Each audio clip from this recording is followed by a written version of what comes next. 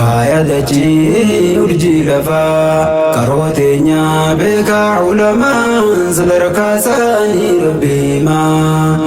Faayadachii urjii lafaa karooteenya beekaa ulamaan sadarkaa isaanii rabbi himaa. Karooteenya beekaa ulamaan sadarkaa isaanii rabbi himaa. Ka'a lafaa kara fuulduraa yeroon teenya qottoraa jira. Ergaan qabaa akkammaan duraa fuudhee dhufee karaarran jira. Alhamdulillah. Assalatu wassalamu ala khatamil anbiya'i Muhammadin wa ala alihi wa sahbihi ajma'in. Amma ba'd. Assalamu alaikum warahmatullahi wabarakatuh.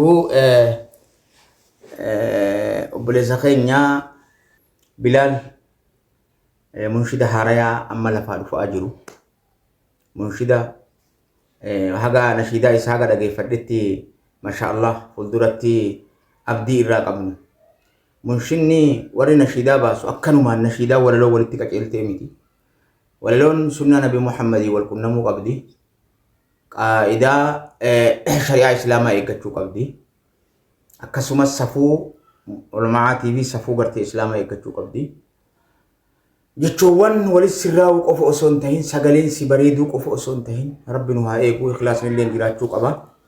Obboleessa keenya kunoo akkuma agartan kana munshida haarayaa lafaa dhufaa jiru, lafaa cufa jiru, dardaraa bira dhaabbadhaa, waan isaallee irraa fuudhaa, waan isaallee irraa dhageeffadhaa.